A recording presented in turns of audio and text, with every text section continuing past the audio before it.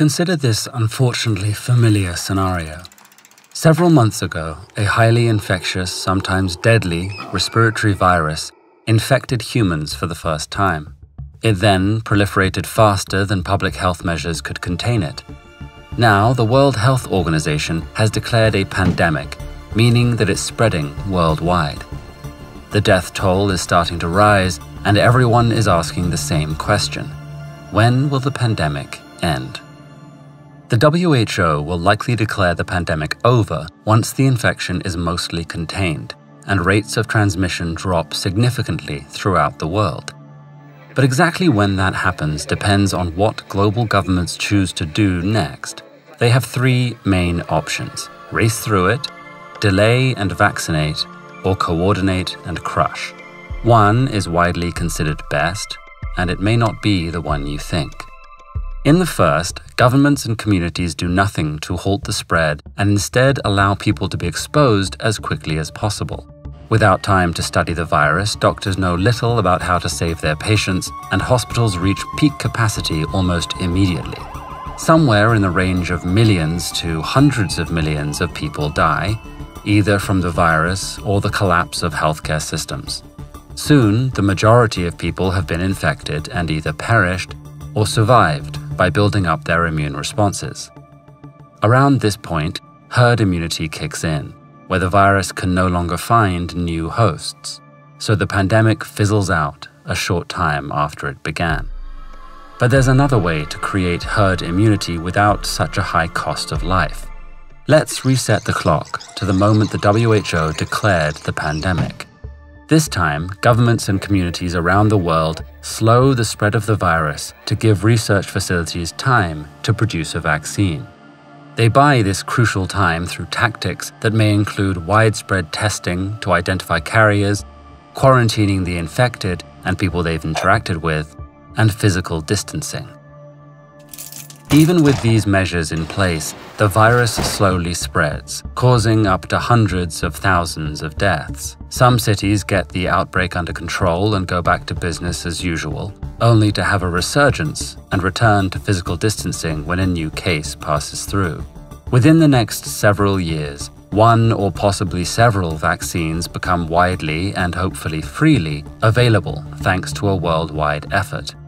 Once 40 to 90% of the population has received it, the precise amount varying based on the virus, herd immunity kicks in, and the pandemic fizzles out. Let's rewind the clock one more time to consider the final strategy: coordinate and crush. The idea here is to simultaneously starve the virus everywhere through a combination of quarantine, social distancing, and restricting travel. The critical factor is to synchronize responses. In a typical pandemic, when one country is peaking, another may be getting its first cases. Instead of every leader responding to what's happening in their jurisdiction, here everyone must treat the world as the giant interconnected system it is. If coordinated properly, this could end a pandemic in just a few months, with low loss of life. But unless the virus is completely eradicated, which is highly unlikely, there will be risks of it escalating to pandemic levels once again. And factors like animals carrying and transmitting the virus might undermine our best efforts altogether. So which strategy is best for this deadly infectious respiratory virus? Racing through it is a quick fix, but would be a global catastrophe and may not work at all if people can be reinfected. Crushing the virus through coordination alone is also enticing for its speed, but only reliable with true and nearly impossible global cooperation. That's why vaccination, assisted by as much global coordination as possible, is generally considered to be the winner. It's the slow, steady, and proven option in the race. Even if the pandemic officially ends before a vaccine is ready, the virus may reappear seasonally, so vaccines will continue to protect people. And although it may take years to create, disruptions to most people's lives won't necessarily last the full duration. Breakthroughs in treatment and prevention of symptoms can make viruses much less dangerous, and therefore require less extreme containment measures. Take heart. the pandemic will end. Its legacy will be long-lasting, but not all bad. The breakthroughs, social services, and systems we develop can be used to the betterment of everyone.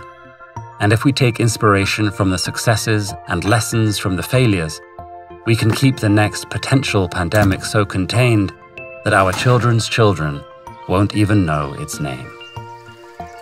Humanity has conquered deadly plagues before. The smallpox virus killed 300 million people in the 20th century alone, but has since been eradicated.